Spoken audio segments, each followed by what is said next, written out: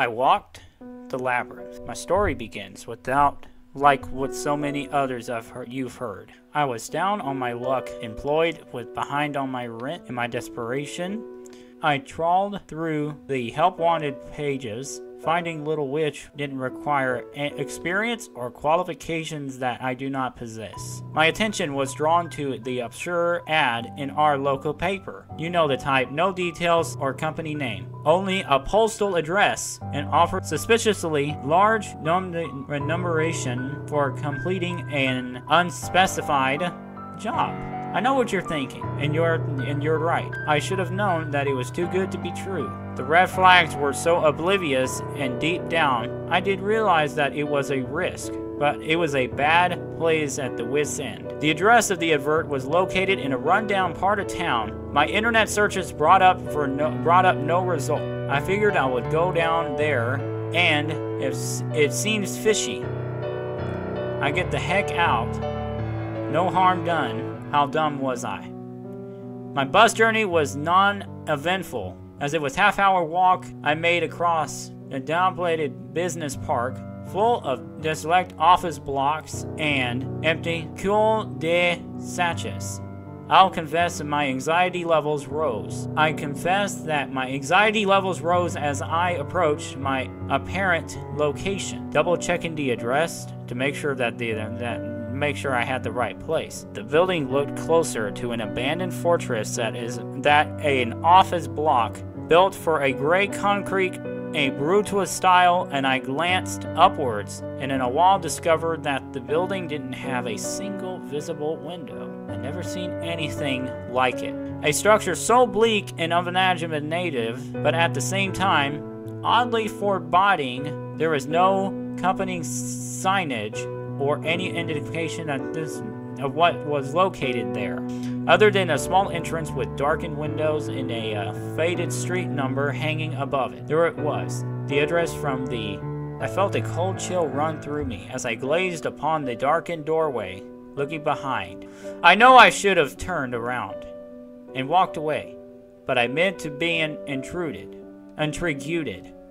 More than that, I was drawn in perhaps by the power of beyond the comprehension, a black magic of upcoming and primal fears. I walked forward slowly, pushing through the tinted swing doors, and when I entered, what I discovered inside was unremarkable. Reception area poorly lit with chipped tiled floors, worn out furniture, and appointments desk hidden behind frosted glass. At all, the anticipation that underwhelming the little room was something of a disappointment. Still, it was here now, since I thought it might have as well seen it through. The reception area was abandoned, and so I approached the desk, gently tapping on the frosted glass, hoping gaining somebody's attention. A tense pause followed for a moment, and I thought the desk was unattended, but then I heard a low, intimidating from the other side of the glass.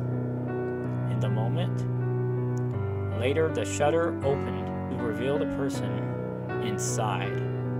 The woman who glared out at me looks periodically from the 50s sitcom. She was an elder woman with blue rise hair, big framed glasses, and scowl on her face that couldn't turn milk. To say that wasn't happy to see me would be gross understatement. Yes, she spat on me without even trace of politeness. Yes, she spat at me without even trace of politeness. I was taken aback by the frosty reception, and so it took me a moment to formulate a reply. I'm here about an ad in the paper. It said there's a position available. The receptionist said loudly, and rolled her eyes, turning back to her computer terminal and aggressively typing her keyboard. Name? She demanded when she looking up from the screen. John Smith, I replied nervously. Now, just for clarity's sake, my name isn't really John Smith, but I don't wish to reveal my true identity in this forum.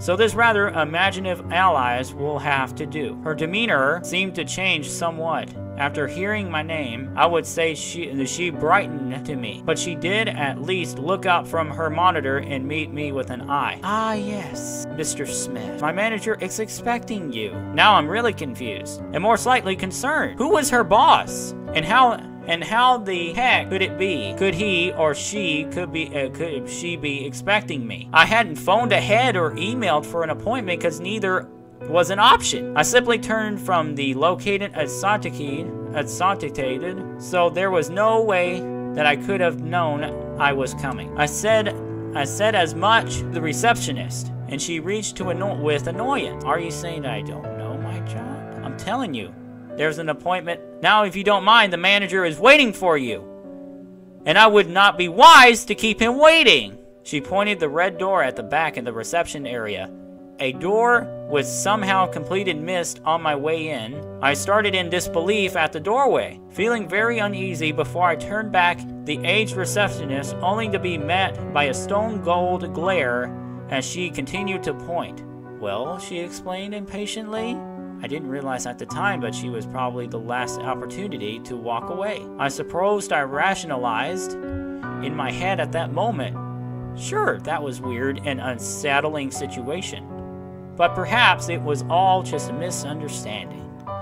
The receptionist was old and cranky, but probably she made a mistake, thinking that I was an appointment that there was when there wasn't one. And I have missed the red door on the way in because I wasn't paying attention to my surroundings. Sure, I come this far, but why not pass through the mysterious red door and discover the truth?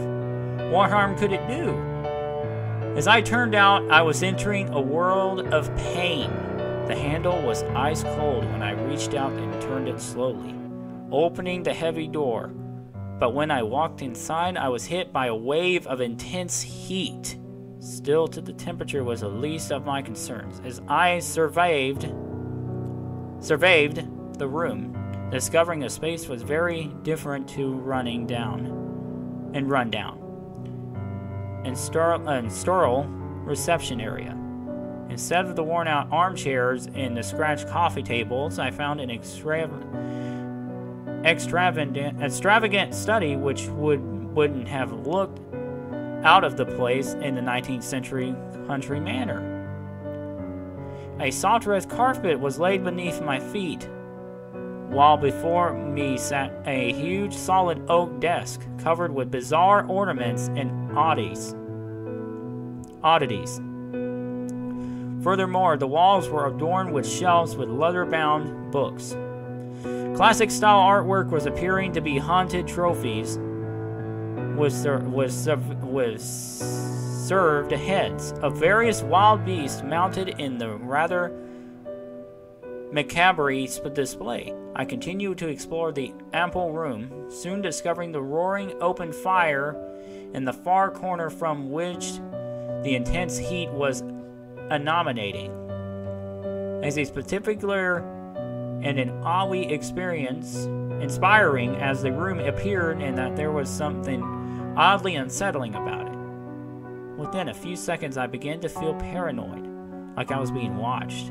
And when I looked through the portraits and the trophies on the walls, I could almost see the tints of the dark eyes upon me as they were somehow alive.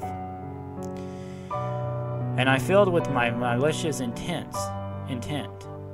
I realized that there would not be a safe place, so I reckoned I should probably leave. Slowly, I started to back out of the room, but suddenly the door slammed behind me, making me jump. Jesus, I swore. I turned my head.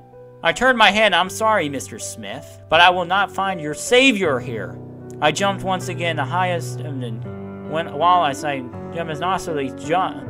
yelped aloud in shock. Turning back towards the desk, time to see an illuminated figure appear from the shadows, and turning out to be the man of indeed he is a man that would be shaped and control my terrifying experiences over coming hours and days of changing my life forever. The boss, whose name I would never find out, was unremarkable, Man's deceased from the first glance. He appears at the sight of the elderly man, but he in his 70s or 80s, with thinning hair and wrinkled skin, and striking but comical, white, gaudy beard.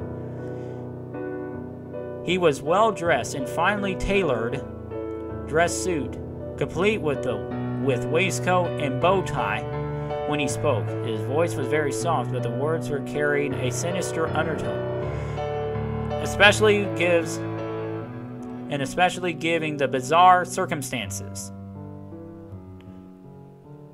There was nothing overly threatening about his appearance, but nevertheless, I felt uneasy in his presence, as the hairs of the back of my neck stood on end. "Mr. Smith, I have assumed," he asked. "Yes, that's right," I replied nervously, still wondering how he knew my name. "It is a pleasure to meet you. Please take a seat." I glanced back at the shut door before reluctantly walking forward and taking a seat facing the solid oak desk. My mysterious host removed a crystal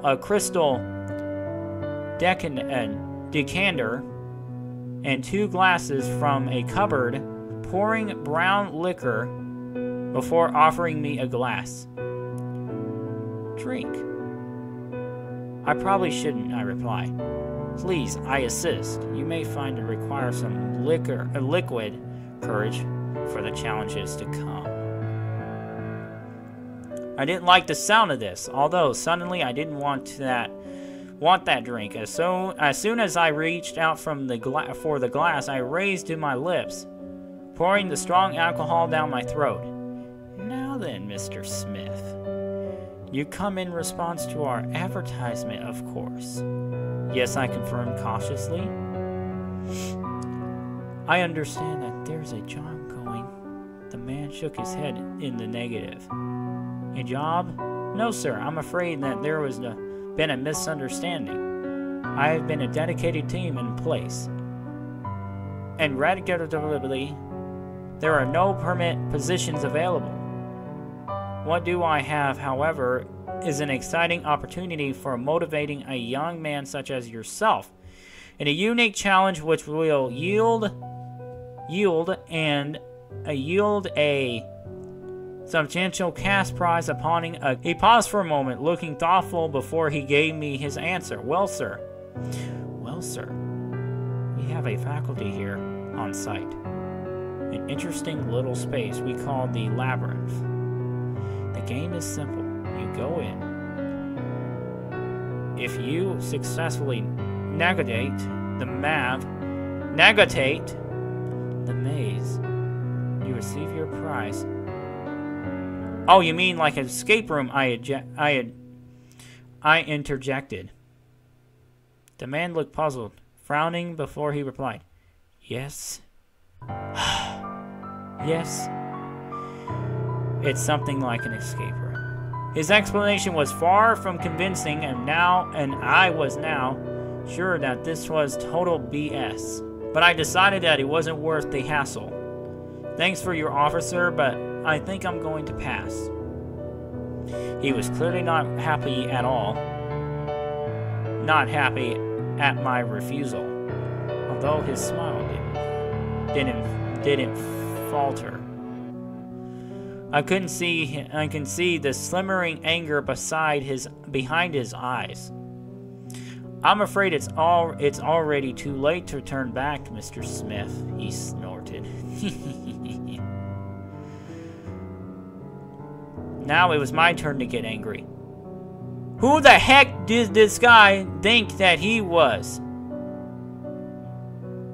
I felt like giving him both barrels, but instead he simply stood up and raised his hand defensively. "Look, man, I don't know what this is, but I'm leaving. Thanks for your drink." I stood up and started walking away, still feeling his hard stare on the back of my head, and I marched towards the door. But when I reached the exit, I found the door was still shut, and there was no handle on it, on the inside. I pushed it against with my shoulder, but had no luck. It was at this point that I began to panic. When I turned around, I shocked to discover the old man standing directly behind me. His eyes were upon me, an expression that cold and motionless. "You need to let me out of here!" I exclaimed. He didn't answer, then placed my shaky hand into the pocket to withdraw my cell phone. "Do you want me to call the cops?" I cried. "Those things won't work here, sir," he answered coolly. I looked at the screen and saw he was right. It had no signal. "Crap!" I swore. Suddenly, I saw a red and I reached out and roughly grabbed the man by his jacket. "Listen, old-timer, I know what game you're playing, but you need to let me out, all right? Or right now, or else I'll kick your butt." What happened next so came something of a blur. In my memory of an instant, the man before was no longer frail and elderly. Instead, he transformed into something monstrous. A towering figure who stood over me, and his eyes intense, filled with monstrous rage. With the impossible strength, he tossed me across the room like it was nothing but a rag doll. My body crashed down on the hard floor in the pain shouting through me. I tried to stand, but my attacker was on me in an instant, pinning me down like a predator would do its prey. His eyes were hatred, and his teeth exposed. He spat out the words in pure malice. "Listen to me, you little crap," he screamed in my... Oh, hold on, actually. "You listen to me, you little crap," he screamed. His face was only inches from my own. "This is my freaking house, and you follow me, and you follow my freaking rules. You have made a choice to come in here today, and now you want to back out? Not a freaking chance. You run away from every challenge in your life, but no longer you will enter the labyrinth and face your demons. Otherwise, I'll rip you to shreds with my freaking bare hands. Do you understand me, Mr. Smith?" I gulped. Looking in his predatory eyes, I know that he was serious. My whole body shook as I struggled to speak through my quacky lips. "Okay," I sputtered. My attacker smiled and he climbed off of me, instantly releasing me from his icy grip and returning to his harmless old man persona.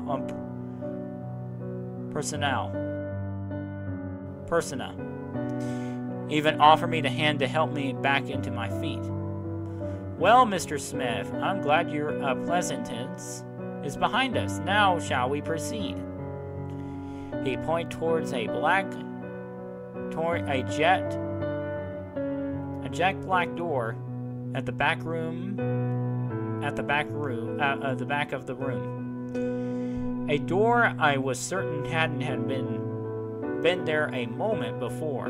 I dreaded to think what horrors lay behind it, but I knew I had no choice but to go forwards. I just hoped that I would be a chance for escape or to seek help. My legs were still shaking as I followed my captor towards the ominous doorway, watching carefully as he opened it and motioned for me to enter. I didn't know what to expect once I passed through that black door, but knew it wouldn't be good. I was, however, confused to find myself led through the mundane office space, with rows of workers sitting in capsule and dazedly typing away at computers.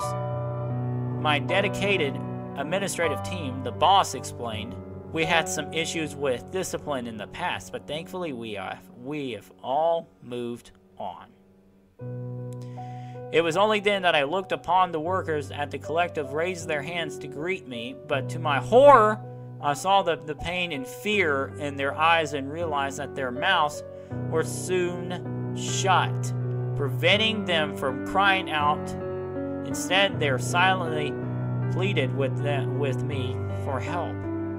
But it was such a state of shock that I could not do nothing except swear, lower my head, and walk on. I could imagine the horrors that these poor people must have suffered. And I feared the same fate awaited me. But soon we left that hellish room, and the tortured souls trapped inside it, as my captive led me to yet another doorway. This one's engraved with bizarre runic symbols and constructed from an ivory-like material. I feared that it could be human bone. My captor placed his hand upon the door handle, pausing as he turned to face me and offered some last words of advice. "This is it, Mr. Smith. You're on your own from this point onwards. You'll find that the labyrinth is an unusual, dangerous place. You'll find that the labyrinth is unusually and dangerous place. You'll find the labyrinth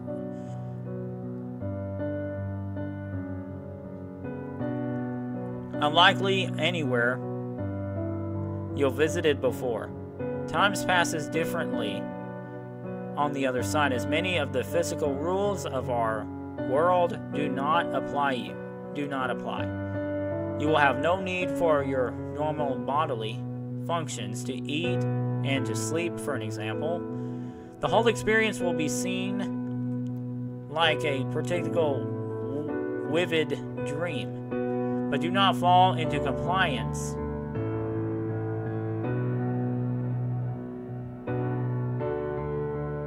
Mr. Smith. Don't compliance, Mr. Smith. The dangers you'll face from the other side are very real. As are any injuries or pain you may suffer, my final advice to you is that do not trust what you see, and remember that you are on your own. Good luck, Mr. Smith. I hope you see you again." His words were more sympathetic than I expected, although the certain didn't like what I was hearing. I decided to make one last plea for my life. "Please do not make me do this." The man's smile faltered ever so slightly as he lowered his head in shame.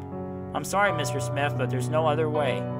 Remember how I told you, and you might have a sporting chance." I thought about running, but it all had happened so quickly in an instant that the door was open and the captive shoved me through, shutting it firmly behind me. In a panic, I turned back to the door, and only to find it was no longer there. Instead, I was faced by a solid concrete wall. I slammed my fist against it and screamed into my knuckles.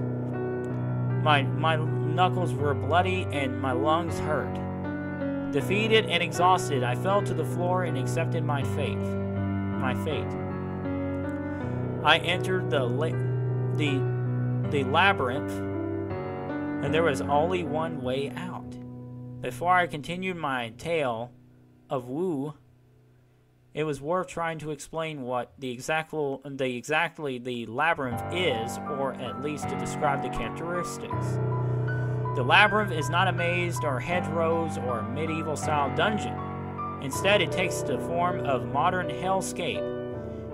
An endless maze of empty office rooms, ugly yellow walls, damp carpets, and buzzing fluorescent lights, all connected by dimly lit corridors and the emptinesses of impossible length.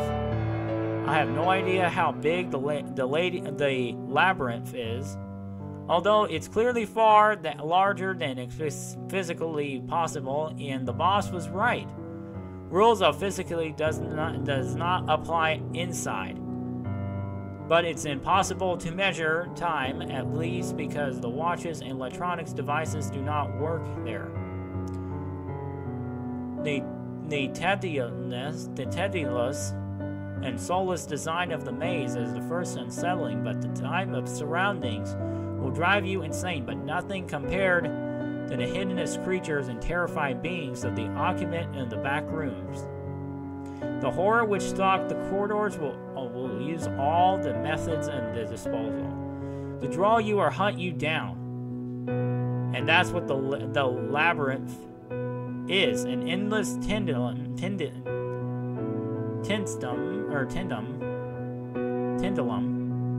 broken up by periods of intense terror, all leading to gratitude and loss of hope. My first steps through the labyrinth were daunting and depressing. I tried not hard to succumb to panic and despair after I recovered from my intentional shock and the tantrum I threw when I tried to break through the wall. When I also tried to think logically, imagine there must be the end of the hellish network of identical offices and corridors. And so I walked for hours, perhaps even days, when I was physically and emotionally exhausted.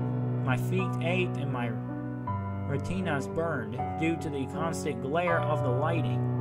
There was literally no end to it, nor there was a discernible pattern or logical layout.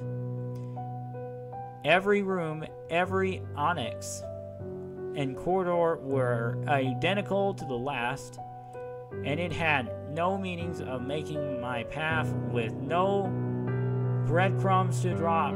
The labyrinth has its way of distorting you, so it's clearly nearly impossible to tell whether you have been in the room before or not. For all I knew, it could have been walking in circles all that time. For all I knew, it could have been walking in circles. Only to arrive back in the first room, and the boss was right. Normal rules don't apply inside the labyrinth. There was no way to keep track of time. My normal physical needs did not apply.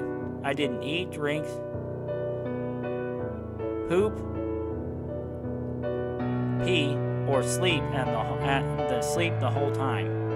I was in there, not sleeping. That it was the worst part.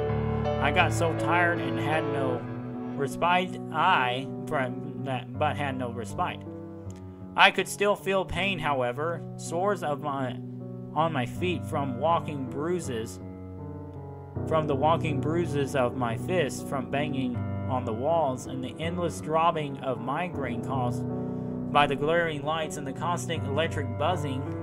Those first hours and days were crappy and draining. But this was nothing compared to what came next. After the first, I assumed that it was on my own. Inside of the labyrinth, that was a hell in itself. The isolated of the loneliness. But there was before I encountered the monsters who called the labyrinth home. It would be some time before I saw anything or had definitive proof of the existence of what I've been disembodied voices from the far distant rooms and unexplained scratches noises from behind the walls. These sounds were unsettling and often frightening, but I could never tell what the genuine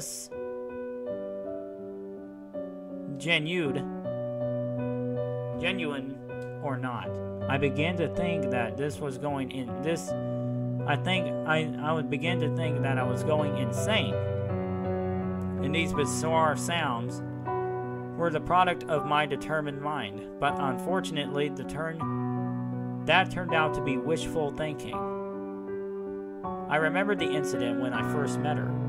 I'd been walking endlessly that seemed like hours until I finally collapsed against a wall in exhaustion.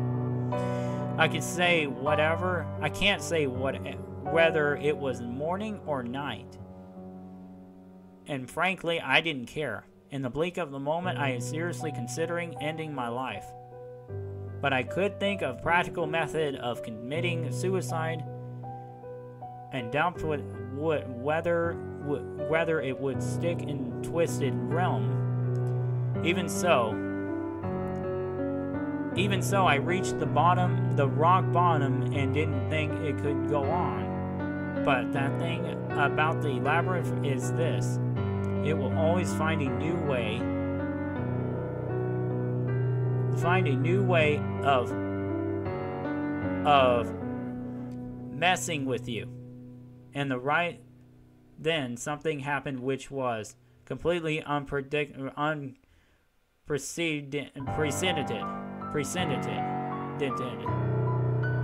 I recalled hearing cracking sounds from a ceiling above me. So I looked up, and a time to see the fluorescent strip lights flicker and then go out completely, plunging the corridor into total darkness. What the heck? I swore in frustration. Then fear possibly threw me. Now this was darkness unlikely anything I'd ever experienced before. So dark that it could see my own hand when I waved it in front of my... Now this darkness was unlikely anything I have experienced before. So dark that I could see my own hand when I waved in front of my face.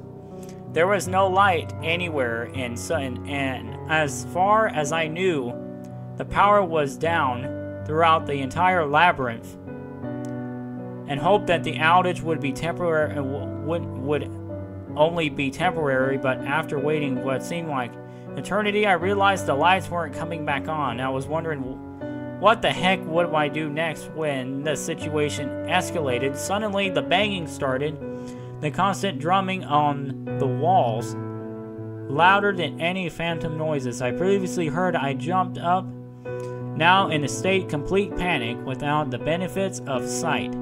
I tried to focus on the awful dim, determine where the noise was coming from. But the banging was all around, drowning me in a terrifying symphony of chaos. Then I heard screaming. The bench's wail that echoed through the corridor soon filling the small, darkened room where I was covered. I felt a cold chill and then struggled to breathe desperately, feeling the wall as I tried to escape the pitch black, but suddenly it wasn't dark anymore, and not entirely at least. I looked ahead. It was horrific to see a pair of blood-red orbs emerging from the darkness, demonic eyes staring right at me. And then another pair appeared, and then another, until I found myself at the target of the 24 crimson eyes, all filled with malice and a murderous intent. I could not see the creatures behind those eyes, but felt sure that they were pure evil and meant to do me harm. The screaming started over again, so loud and piercing that I needed to cover my ears. In vain to attempt to drown out those hellish eyes were focusing upon me, coming closer, realizing that it was immortal danger. I panicked and started to run, sprinting in the dark even though I had nowhere to go. The beast pursuing me cried out in unison, tearing down the corridor. I could smell its foul stench, and I felt its breath on the back of my neck. And then I hit a brick wall literally, and the pain shot through my body, and I fell heavily to the floor, losing consciousness, but the screaming continued to ring my ears. But all rights, I shouldn't have woken up. If I did do so, some of my inevitable time later. And once again, the labyrinth had a surprise in store for me. When I came to, my head was still throbbing, but I soon realized that the screaming had stopped and the lights were back on. An identified monster was nowhere to be found, or nowhere to be seen. But I wasn't alone. The girl was looking down upon, and she had soft, compassionate eyes and a kind smile, and her eyes and her hair was long and dark, and her skin colored of milk. And she wore tight blue jeans and a stylish leather jacket, and I think I was attracted to her immediately. Although perhaps my feelings were due to tense situation, it has been some time since I last saw another human being. And after all, I have been through. This young lady seemed like my guardian angel. Hi there. How are you feeling? She asked softly. Okay, I think I replied groggily. My head still hurts. How long was I out? Not long, she replied. The labyrinth doesn't let you rest for any length of time. My name is Mary, by the way. Hi, Mary, I'm John. I responded, still not really understanding what was going on. How did you get here? I inquired. Mary shrugged her shoulders. Mary shrugged her shoulders the same way you did. I guess if you find a way out, sound familiar? Sound familiar? Yeah. I confirmed. I'm sorry. I didn't realize that there was anyone else here. But if you was about all through this place were so big that you could you could wander around forever without seeing another living soul. It was pure chance that I found you when I did. I nodded my head suddenly, remembering the terror I experienced only moments before. It was something chasing me in the dark, a creature with so many eyes. Mary's mood darkened, and I saw the fear in her eyes as she muttered her reply. It's gone for now, but the beast will be back. Once it gets you or scent, it won't stop hunting you. My heart sank as a new fear overtook me, and sense of hopelessness hit me hard. My lips trembled as I asked the next question. So what the heck do we do? She scoffed before replying. We keep moving on. That's what we keep on running the maze. And never lose hope that we can escape. He bravely was impressive, but he remained skeptical. But do you think there's a way out? I asked meekly. I saw the spark of dissonance of Mary's eyes as she spoke. I know there's a way. I know there is. And I'll do whatever it takes I could, arguing with this.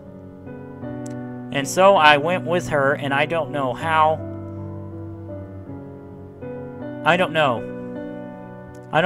long we walked together through this seemingly endless corridors and carpeted rooms, but it seemed like eternity.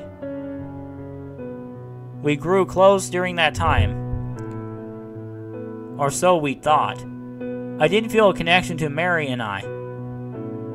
Mary and I trusted her, thinking that of a young woman as my savior was nothing romantic of a brief relationship, and I don't think anything physical is even possible inside the labyrinth. But her companionship gave me strength at a point when I was ready to give up. She didn't speak much during our time together as I pressed on. I pressed her, asking questions in hope of finding out more about her background. But Mary would always invade and deflect in the end through. The advice Mary gave me was about the labyrinth would save my life. Never trust anything you see or hear, she explained in here. Nothing as it seems. A wall isn't a wall. A door isn't a door.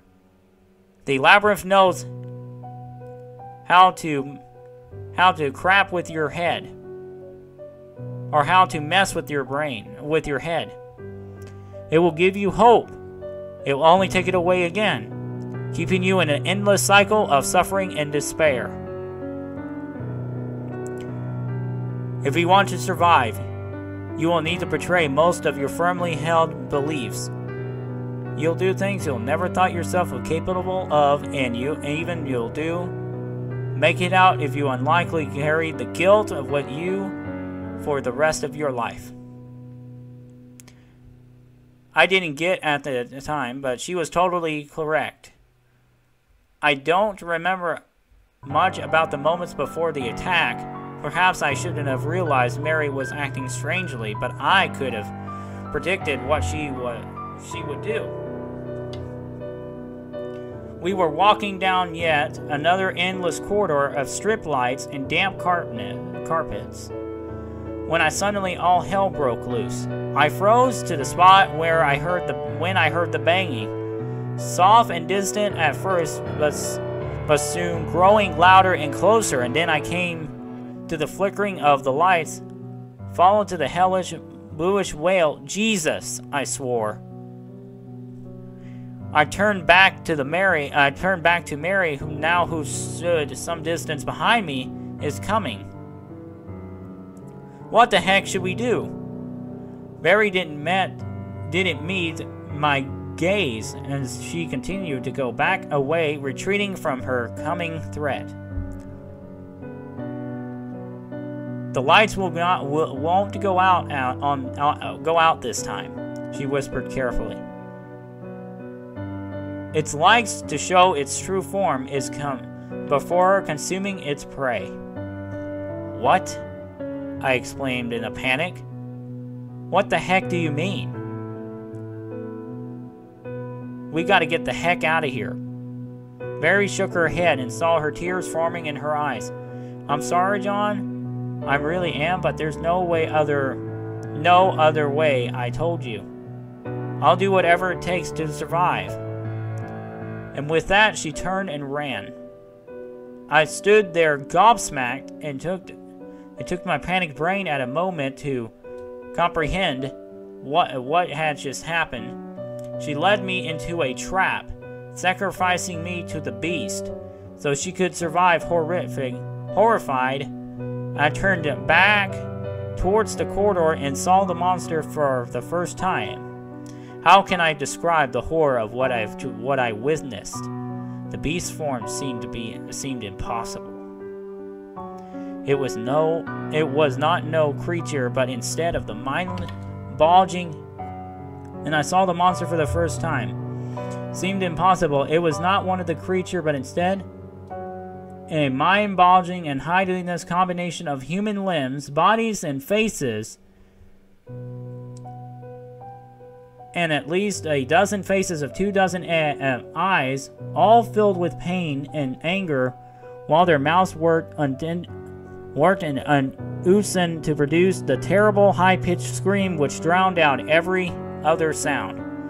Somehow the monster has absorbed its victims, combining their worst features and impulses to create abomination I could never have imagined.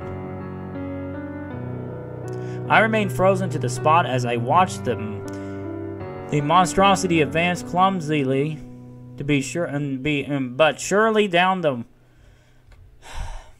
narrow corridor. Its many hungry eyes focused upon me. I turned and ran, exerting every ounce of strength in my body. Once the beast chased after me. Mary was quick, but not fast enough as it turned out, because I soon caught up with her. What happened next will haunt me for the rest of my days.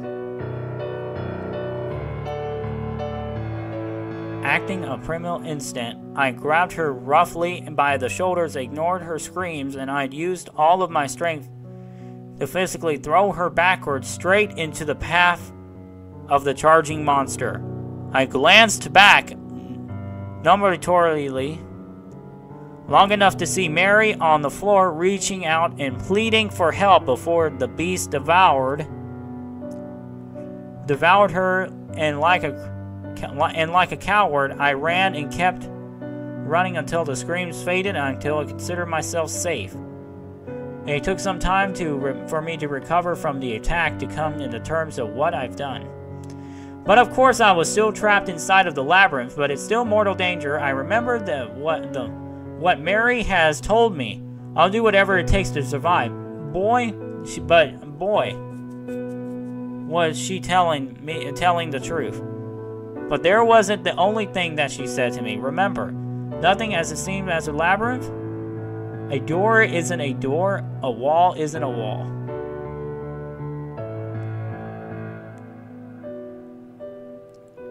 I considered the cryptic advice, but it made no sense in the real world. But real world rules did not apply here. What the heck? I thought so. I walked into the next identical office room, put my face against the wall, closed my eyes, and let my body fall.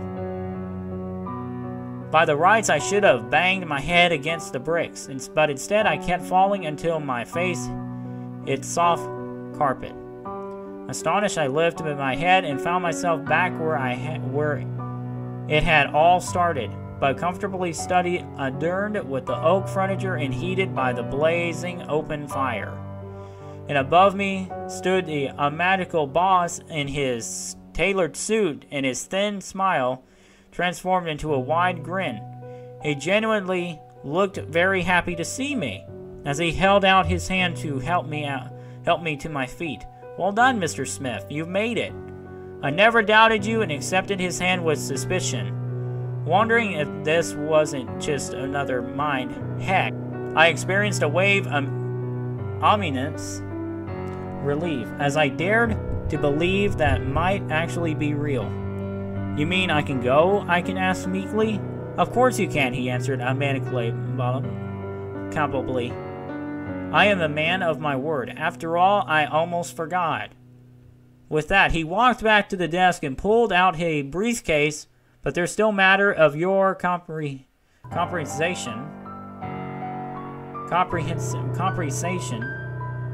He popped open the case. He popped open the case to reveal stacks of crisp green bills. I trusted $1,000 will suffice. I looked at all the money in astonishment, not knowing what to say. I didn't feel like I deserved this reward. And the part I wanted to tell this twisted old man to go crap himself, but I was weak. Okay, thanks, I mumbled, taking the briefcase while avoiding eye contact. The old man insisted on shaking my hand, nevertheless continuing to smile as he led me to the door. Congratulations again, Mr. Smith, and good luck.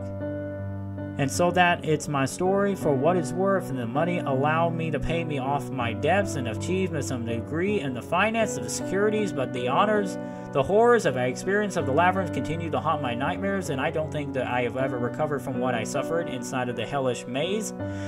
I still carry the guilt from knowing what I've sacrificed sacrificed Mary's life to save my own skin, but her words will stick to me to survive. To save my own skin, but her words will stick. Oh, whoopsie. You'll do things never thought yourself capable of, and you'll carry it with you for the rest of your life. Once again, she was right, and I'm glad to be out and really do have a really appreciative life. But what I did to survive changed me, and the nightmares of the beast will never end, because now Mary's a part of Nostra's form, doomed and crashed around the labyrinth of all eternity. My final advice to you is that fall into the same trap if you view a mysterious advert online or in the back pages of your local paper. Do not answer it. Believe me, it's not worth it. It was lucky, but the chances you aren't or you won't be. Take care, friends, and stay safe. Quarantine, written by Jovan Jankovic. Working in a nuclear reactor is difficult work, no matter what the task. Even the most menial job, cleaning mine, janitorial services, require rigorous education on emergency procedures, and that we be subjected to frequent training drills, and most tediously handed flurries of clearance codes and floor plans. Maintenance staff never bothered to memorize these, of course. We were under the impression all of this hassle was superfluous. Besides, everyone knew that, pragmatically, if something were to go wrong in the atom furnace, there was very little one could do to actually save themselves. Besides the janitors and technicians, there were the white-clothed, short-sighted scientists we would seldom see, always tucked away in the control rooms. I was in awe of the delicacy of their work. It was hard to imagine that the slightest of their miscalculations would lead to that which I least desired, a nuclear explosion, or a leak. Both possibilities were rather terrifying. My colleagues seemed to be less concerned by the imminence of danger that came with our jobs than I. Someone told me once, at least we'd make it onto the news if this thing were to blow. Although it was in poor taste, it assured me that perhaps this job is not as frightening as I thought. Or maybe it was the relatively high pay that convinced me. Either way, I was not going anywhere. Cleaning the sterile concrete corridors was a regular routine. One day, my final hour on the shift was interrupted by a bleep on my walkie-talkie. I plopped down my mop and reached for my belt. It was perhaps the first time I ever heard the sound of my walkie-talkie since my employment here, and I wasn't even sure who had access to my frequency. Hello? I mean, yes? I shouted, unsure of the walkie-talkie answering procedure. Hi, this is John from Control. I was taken back. The scientist had never contacted me. Look, we have a shortage of staff today, and we need help in Control Room 1. I went back to the static before I could reply, Control Room 1? I thought as I pulled a small notebook from my fanny pack. The notebook was filled with all the clearance codes and maps I was given in my first week on the job. Luckily, there was only 2 control rooms, so I pinpointed the location of Room 1 with ease. It was a few minutes away from where I was standing. I pushed my wringer bucket and mop to the side and headed towards my destination. I knew that at this point the rest of my colleagues had left, including those more qualified than I was to be handling whatever the scientists wanted me to do. I was working overtime. Nobody was there. The corridors lit by the harsh neon lights narrowed as I approached the supposed location of the control room. The door was undoubtedly the first I was searching for. I popped the keypad open and put a appropriate clearance code. The clean black and yellow door slid up. Nobody was there. Though in and of itself, this was not frightening. I'd always had the impression that this space would be occupied at all times. Was the reactor even allowed to run unsupervised? Clearly so, or else I would have known the answer already. My walkie beeped, snapping me out of my daze. I suppose the levers and flashing buttons distracted me. Are you there yet? The person asked me. Literally just got here, I responded. Why is nobody here? We're downstairs by the elevator. We're just fixing something. Listen, we just need you to lift the control rods up a few centimeters so we can increase the fission rate before this evening's electrical surge. Utterly baffled by everything the voice had told me, I couldn't help but feel that this very fact was trusted with the responsibility of raising the fission rate in the station, that there must have been something terribly wrong. Here, I'll explain how, the scientist continued. See the green lever at the very front of the room? I see it. Should I push it or something? No, wait. You need to lift it up to level 4. Walked up the lever and noticed it was already on level 4. It's already on level 4. Every coil from the lever. That was it. That seemed to have worked, because otherwise I would have known. Open the walkie frequency again. Underground radio silence was all that could be heard. I suspected the increased fission rate must have been blocking the signal. At least I hoped it was something like that, which would equate to some sort of scientific or rational explanation. I stepped out of the room and closed the sliding door. I got my thoughts together, leaving the building. Then some seemed irresponsible. I need some closure, and I done my jump properly. I checked my watch just as 10 p.m. rolled around and saw lights begin to shut off one by one. A wave of darkness drew closer to me until all the neon lights in my corridor were off. The thick After image remained in my sight, the lights were off by 10 p.m. every day. Perhaps I should be home, I thought. Now, once I thought I couldn't leave my job half done, I need to be certain it worked. I pulled out a notepad I had in my chest pocket, and I had previously jotted down everything that was supposed to be done in case of an emergency. I flipped through the pages until one section caught my attention. Security cameras, control quarters 2. Maybe I could see if everything was okay. Through the security cameras, I jogged around the maze to where my roughly sketched match said the second control quarter should be. I made my way to control room 2. As I made my approach, it dawned on me that the second control room had a different entry code. I was livid. I had not written it down. Strangely, then my eye caught a faint light coming from around the corner from approximately what the second control room was. I poked my head around the corner and was stunned by the second control room door standing wide open. I walked into the room with a neon light shining overhead. I paused again at the sound of footsteps in the distance. The security logs were open, and I turned to the screens, all of them save one displayed pitch black. And that one was dim. Fortunately, I remembered to up the contrast. As I did, my heart sank. On screen, I saw the vague outline of 3 or 4 men lying on the ground, piled up against the locked door near their vision rods. I didn't need to be a genius to know that they had been exposed to a high level of radiation. Had I done this? No, I rationalized. That wasn't possible. All I had done was change vision levels from Control Room 1 under construction from skilled technicians. What happened? I looked at the screen, and that's when it hit me. The barrier protecting the victims from the vision rods themselves was elevated.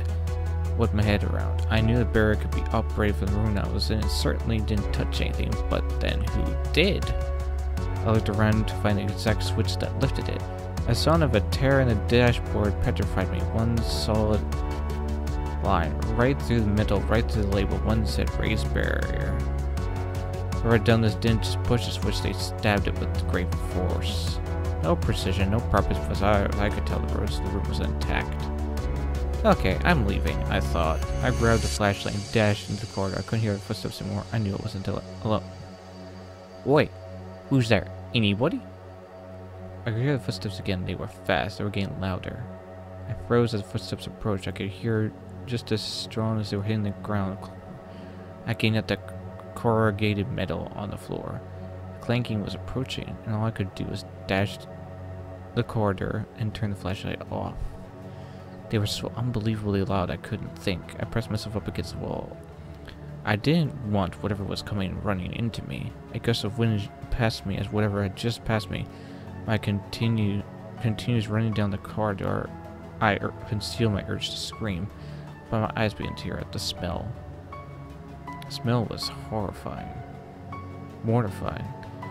It resembled nothing I'd ever encountered, and in my long and not so preposterous cleaning career, I experienced some bad smells. There was something ill about this one. It actually burned at the nostrils.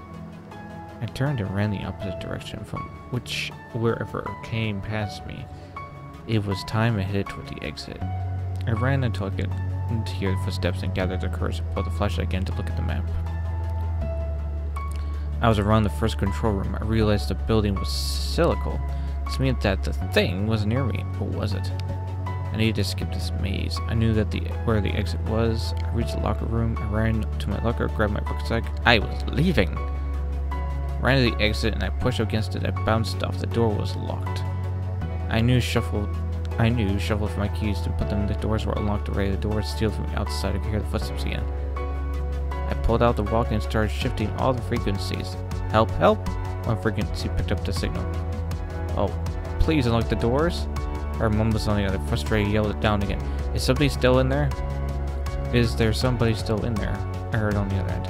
Yes, let me out. I'm afraid we can't do that. This area is under quarantine, said the other voice. Quarantine? Under quarantine? I'm clean. I'm not irradiated. We know. There's something in here with me. We know. What is it? Voice on the other end paused and then said calmly, we don't know. It's hard to tell. It's probably a person once, but radiation will do that to you, you know. Do what? I shouted. Well, you've seen what it looks like, right? No? Please let me out. This area is under quarantine. The thing, it's tall, has tumors from cellular mitosis. His eyes aren't in their sockets. Only a matter of time before he dies from every cancer known to man. Fetched too closer. The corridor was still pitch black, but the light of my walkie-talkie illuminated silhouette. A foul screech was released. It was tall, broken, limping, and horrid. I won't really die, will I? The thing limped to a halt and stumbled over. As it did, some of its tumors burst, splattering blood in all directions. It began leaking to the locker room. Was it dead? It's dead! It's dead! I shouted into the walkie. You can let me out now. Oh, man. Someone on the other end replied derisively. You aren't catching on. The area is under quarantine. The thing there, it isn't the only one. Again, I heard a scream coming from, not from the disfigured body on the floor, but from somewhere beyond. In the maze of corridors behind me, the scream was a vaguely human, yet at the same time far too loud and ill-sounding. A moment later, I heard another one. From another location, then another, and over, until the entire plant echoed with the din of unbearable screams. Like the calamitous roar of a concert, they were coming for me. The voice on the walkie repeated calmly, "This looks pretty bleak for you. There's nothing you can do. Just hang around the entrance. Perhaps that will buy some time. Long term, of course, it's useless." I was speechless. These things will be dead in a few days, but you will be too. The voice continued. Please accept our apologies. Government agents will be called in later to assist with the disposal of the creatures' bodies. Right off the event is a work-related incident and close the station down for a while. The public won't know word of what happened here, and as your witness, wouldn't expect the authorities to treat you too kindly, and trust me when I say things are better this way. I got the energy under one final word. Please. Sorry, my friend, but that is not possible. This is a quarantine. No exceptions. The Slenderman. If you only hadn't looked back, thought it was the autumn that day, hadn't seemed long and a brief walk toward the home short. As the sunlight began to fade, you and your two friends left the playground and behind the Roddyland Tanley home, knowing that you would be forced to pick up the games and conversations the next day. The next day that never came. Only you haven't looked back, but you had. Turning for just a moment, you have glanced back towards up the tree line to see the fingers of their branches clawing up towards the sky, and beside them, the figure at first you thought you must have been mistaken. That your eyes in the haze blur of twilight were playing tricks on you. But no. When you looked again, he was still there. Taller than any man could be. Thinner, even willower, branches that could extend ever upward from the trees.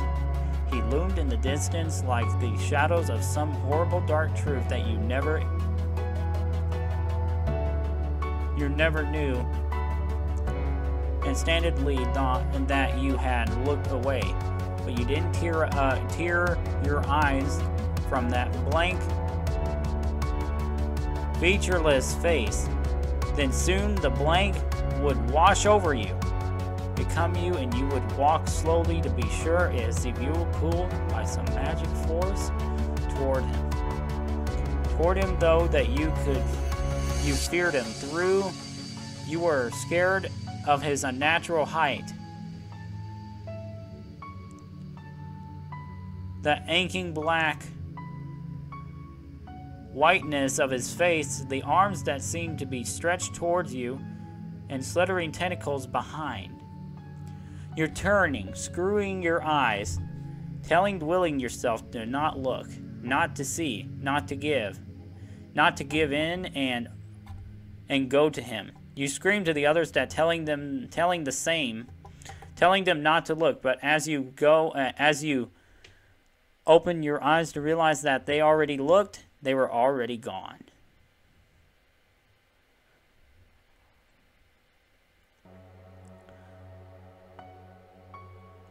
Possibly the most famous creepypasta character of all time, certainly the the one and had the cross the most frequent into mainstream media. The Slenderman, also known as the Slenderman, is a character born and variant of early influences, which itself represents the evolution in the uses and development of folklore.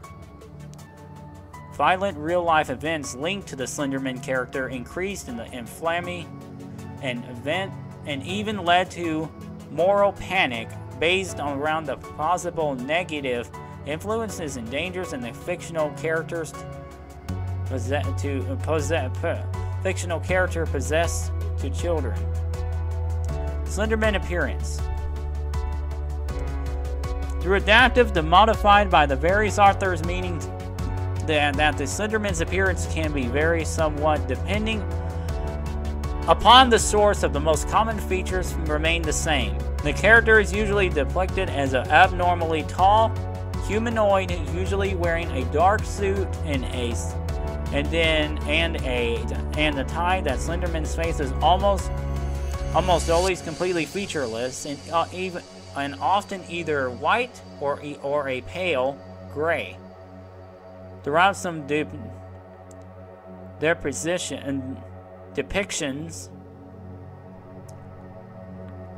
the blank face doesn't feature the animalistic mouth. Slenderman is often said to be able to extend or stretch his limbs, particularly his arms, at will, and it has tentacles protruding just visible from his back. The tentacle-like appendages in place of his arms. The characters commonly inhabit liminal spaces such as entrance to the woods and forests, or whilst there are a wide variety of Slenderman stories out there. Most of the character's effectiveness comes from the fact that there is no single definitive version. The entitled posts that introduce the character of being fragment quotes linked to the image rather than the actual short story to complete the narrative. Much like the appearance, however, the details that some of the elements remain as constant, such as the character appearing by the woods or the forest or enticing children away from their parents and friends will never be seen again. Another common trope that the Slenderman occurs influence upon the victims, making them their perpetrators of crimes or violent actions. The character has also been said to cause illness, particularly a cough known as slender sickness, and or suicide. The encounter to him to the suicide. Then these later features, namely incitement to violence, intimidating life after real life. Violent events or cases such as attempted suicide were linked to the case of art. Intimidating the life of violence and events or cases of the attempted suicide were linked to the character's origins. Despite some media acting to the era of Slenderman mythos by claiming by the figure's origins are unclear. In fact, the character's origin is uneasily traceable. Slenderman is the original form to create an Eric Knudsen under the ally Victor Surge. So this is all the information from the Slenderman, actually. Slenderman is his original form created by the Eric Knudsen under the Allies. Victor Surge Knudsen was responding to a call to something awful for posters accompanied digital altered photographs that would be served as the basics for mythologies or stories. Cutson's effort posted on June 10, 2009. The groups of teenagers and children now were with the now family figure of Slenderman standing in the background. At the first glance of images seemed normal,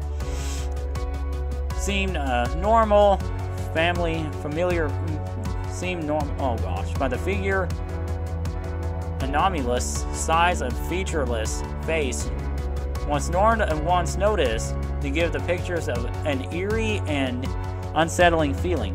Alongside the images, Cutson provided small snips out of the context. Text purported to be witness accounts that gives hints about the scene's duplicates in the revelation to the analyst figure of the Slenderman. By attaching the short snippets of the text of which is images, the images, Knudsen transformed the lone images into the first Slenderman story, the Albert in the non-linear and fragment form following the initial appearance. The Slenderman character was picked to the other users who either fit him into their own narratives or wrote short accounts. The allergic to the encounters with the character sculpting as their as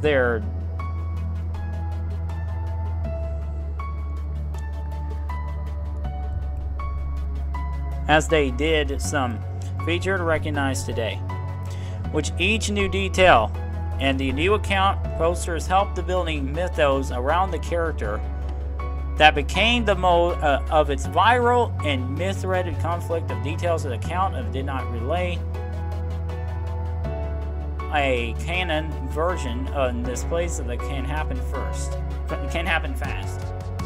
The day at Nustin's first, a user named Leco5 posted a photo with a backstory featuring Slenderman. By 14 June, a user named Trench Mall had used Slenderman into his own story. A user known as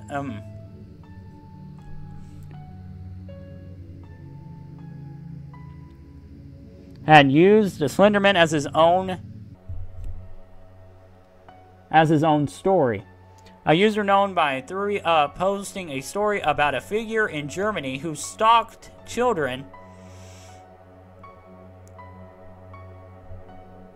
on the edge of the forest, providing the invention historic reference point of the character. On June 20th, the same year, the Slenderman became the subject of the YouTube video series based upon an early Something Awful post by user Troy Wagner. The series, which is illegally detailed to interaction or discoveries about the Slenderman, made whilst working on a film project named Marble Hornets. The series was supported by Twitter feed and a second YouTube channel, allowed the character to move from being a text, image, forum, and a base of phenomene or phenom or feminum to being an ARG, with the character now being referenced to discuss and modified across a number of of different platforms and modalities, and ever-growing numbers of contributors. Now this is where the fun comes into play. Dun dun dun. Slenderman, the creepypasta story. As you're walking up with the jolt, the girl had laid in bed for a few seconds longer, reaching over the switch on her bedside lamp. She tried to remember exactly what had stolen her sweet slumber away when she couldn't. The budget swung her legs over the side of the bed and heaved herself up, checking the time on her phone. She snorted and she saw it, and it was midnight, the witching hour.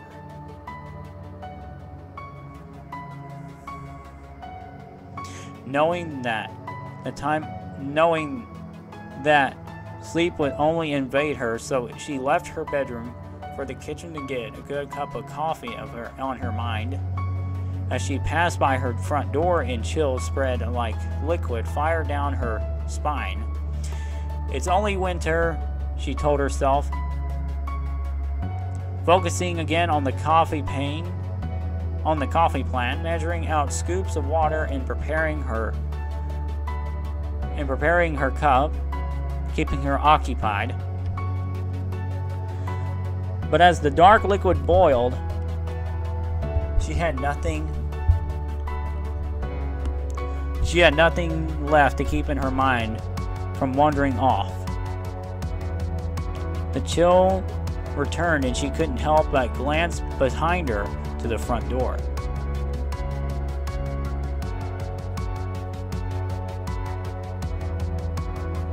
It stood there anonymously enough, just like always.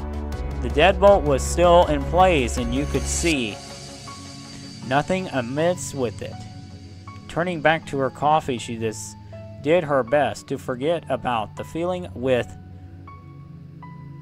her cup in her hand.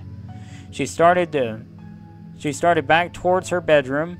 As she walked back to her front door, by the front door, she decides to quick glance at the peephole would calm her restless mind. The chill worsened as each step she took towards the door and further away from the safety and warmth of her blankets.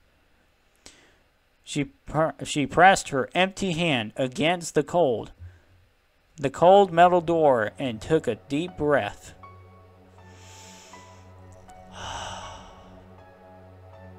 Before leading her eye to the peephole, at first she can only see an inky blackness and somehow seeing a blackness and somehow seemed to swirl in itself. When she blinked in surprise, the void melted away, and she wished it had it in its place. There stood, where she would guess was once a man. The limbs were long and humanly awkward, the bulky joints of branching off into several arms, not unlike the branches of a tree. Into several arms, not unlike the branches of a tree. The creature was draped in the black suit, somehow making the thing more nightmarish to her. The icing was prevailable on the provoke cake. However,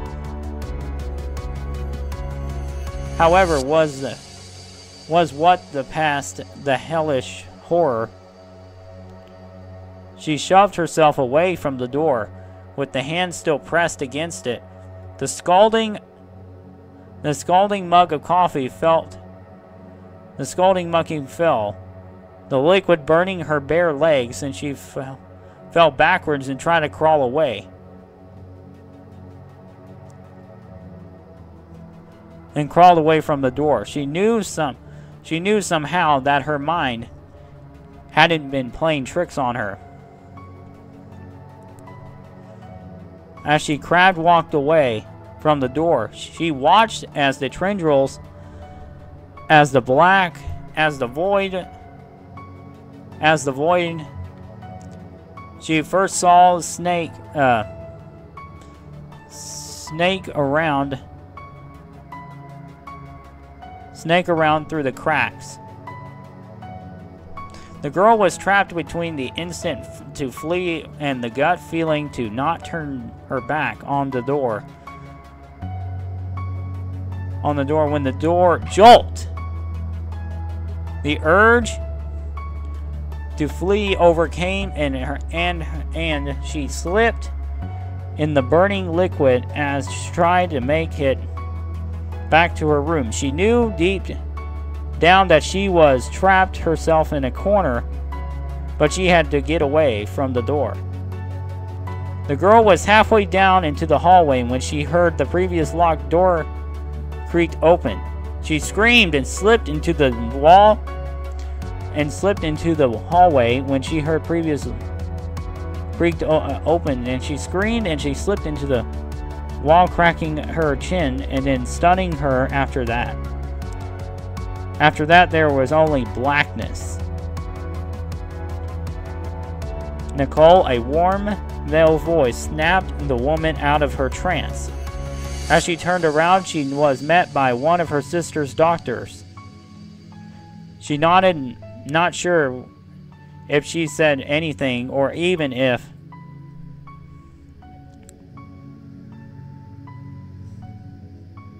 she was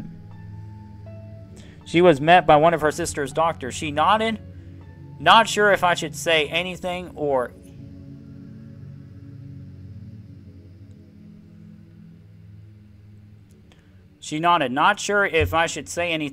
even if a phone call from the hospital saying that her sister, Lindsay, was there. Before even that she had even let her see her. The doctors had pulled her off to the side and insisted that they talk about what it might have happened. Phrases like she self-inflicted an assault has been thrown around.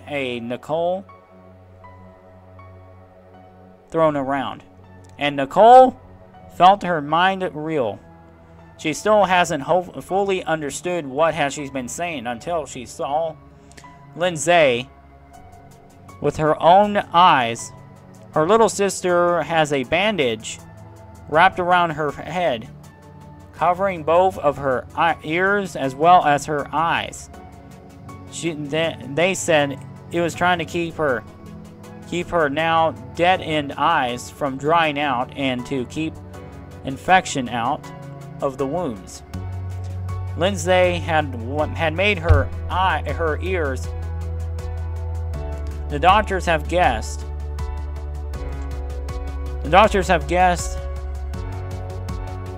that to either say as she or someone else has jammed a pencil into them to keep her off balance or to defend herself against something that was the mix of the first of the second-degree burns on her hands and legs and feet. For what was assumed to be coffee, her neighbors found slipped all over the entry to her apartment as Nicole was walking into her sister's hospital room. The first time she thought she spied the silhouette of the man in the window. That day she knew was impossible. Her sister's room was on the 3rd story of the hospital. Slenderman's behavior. Much of the fascinated with Slenderman is rooted to overwhelm the RI of the mystery that he is wrapped in. Despite of the facts in the head that is rumored he kills children almost exclusively. It is difficult to say whether it's not his only objective to slaughter. Oftentimes either reported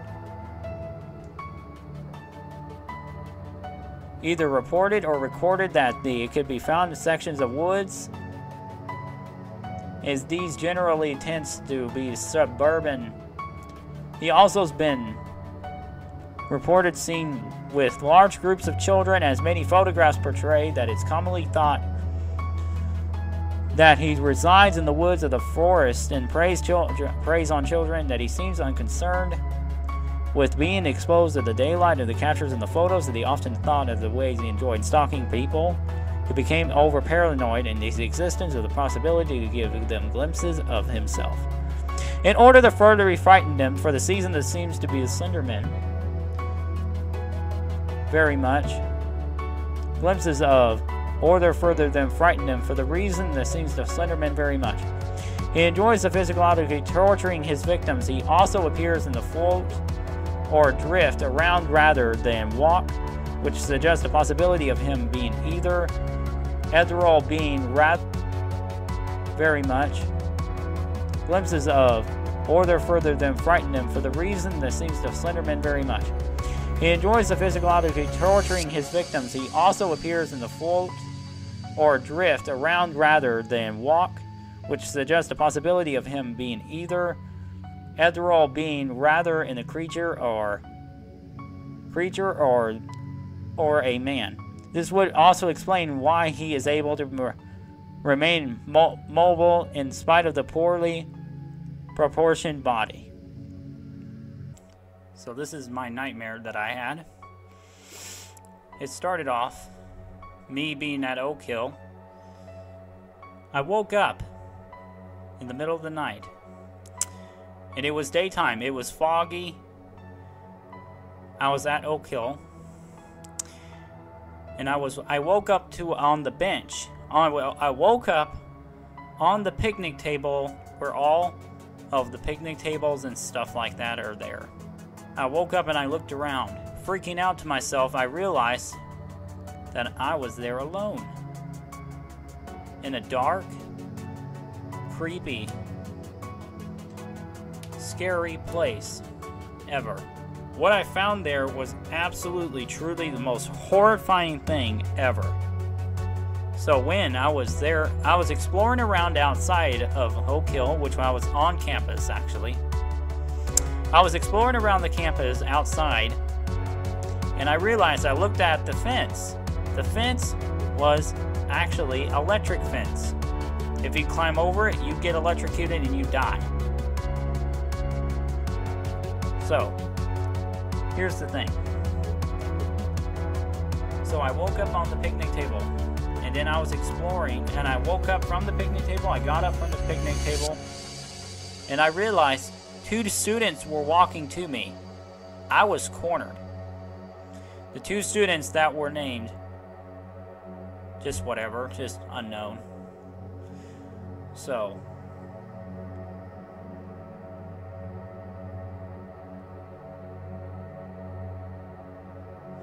there were a couple of students that went to Oak Hill that I don't remember. It's actually their names. Their actual names were Noah and of course Jeff. Fortunately. So apparently those 2 were staring at me. All right. So here's the thing. So I ran back to the other way to get out, and I realized 2 students were running after me. 2 students were approaching me, and I'm like, can I help you? I said. They didn't answer. I asked again in a strict voice. What the heck do you want? They didn't answer again. As I turned around, I realized the students were standing behind me, and they were approaching me quickly. I was pushed to the brick area of where the electric fence was. I was not in the metal.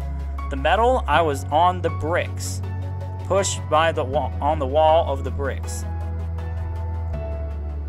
They cornered me.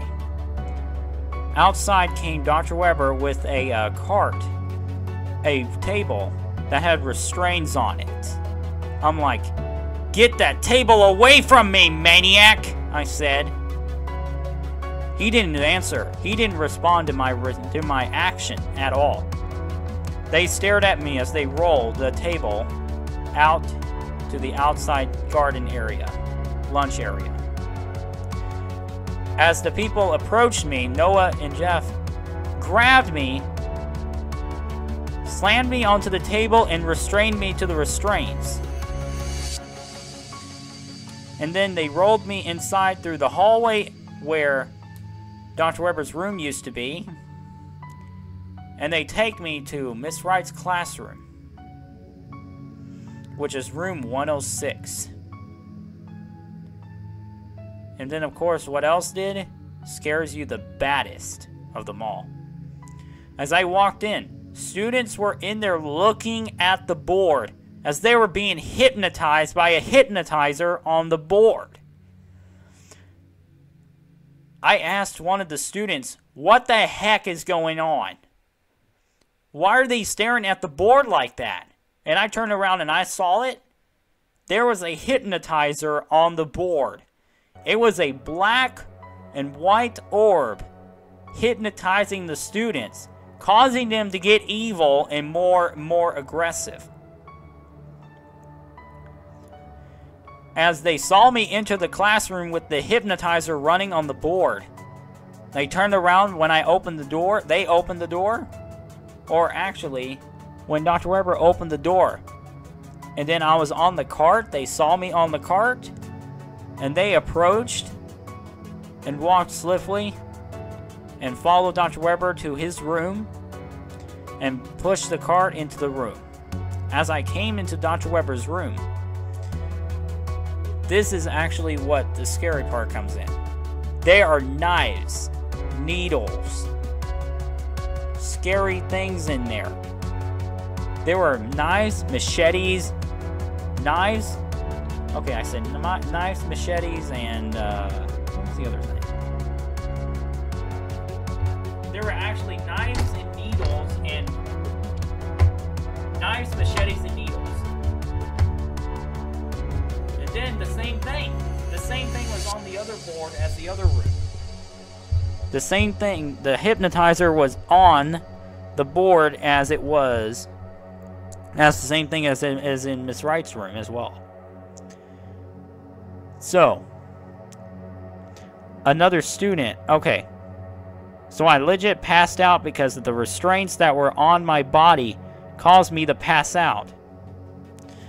I woke up in shock after I was passed out for the past couple of minutes. I woke up still on the rolling table, complete with restraints, of course. I was still restrained to the table. I woke up, and then one student came in with red, and this is actually the scary part. One of the students came in from next door, and their eyes, oh my god, that eyes made me sank into my stomach. I almost screamed on top of my lungs. I was about to scream, "Let me out of here!" I didn't have the guts to say it. My voice was so weak and scared that I couldn't say it. As I saw the student walk into Dr. Weber's room, their eyes were red and black. Black at the pupil and red for the eyeball. Their eyes were red and black.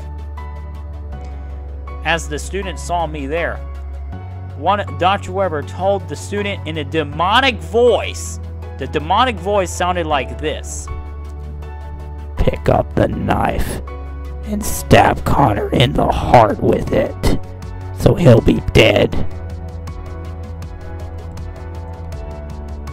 As the Dr. Weber said that in that evil demonic voice, the student did what he said, grabbed the knife and tried to stab me with it.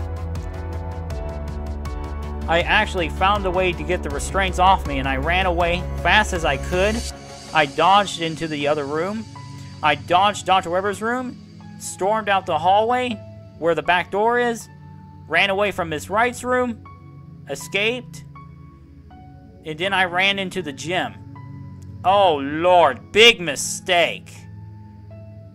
So I was trying to get out, and the door to the back entrance of the entrance where the gym is to the garden area was locked. The outside door, the metal doors were locked. All except you saw on the floor were dodgeballs. But they were not regular dodgeballs. There were dodgeballs that were made out of needles. Needles that can go through the wall. And then Dr. Weber threw the dodgeball at me and almost stabbed me almost half to death with all the needles on the ball. That was a needle, that's called needle dodgeball. Those were not regular dodgeballs. They had needles in them. And I saw one got thrown into the wall. Oh my God. It stick to the wall like it was a pin. It stick to the wall like it was glue. The needles were so strong that it actually fractured the wall. And then another ball was thrown. It actually hit the metal door. And then after it hit the metal door, sparks flew everywhere. And then after the third time he threw the ball, this time it went through the wooden door on the back. The wooden door was there. The wooden door was impacted by the ball. The needle ball destroyed the wooden door for the back entrance. The wooden door was gone, but I dodged it. I ran away as fast as I could to get to the front door, to the back door entrance of the library. The library was where people work there, of course. There were some teachers there in the library, but they had red and black eyes as well. One of them asked, "Where are you going?" I asked, "Escaping, that's why. I'm trying to get out of this hell school." And then after that, I ran away from the store, ran away from the staff, ran away to the back door where the library is. And after that happened, one of the teachers saw me going through the hallway, and one of them stopped me and asked, "Where are you headed to, pal?" And my heart sank who it was. Miss McPhee had red and black eyes on her. She was scary, and she asked that question in that demonic voice that some other teachers have. As the teacher asked me that question, I just bolted and ran away. Like, no kidding. I ran out the back gate, and I was safe. The gate was open, and I was free. And that's how it ended.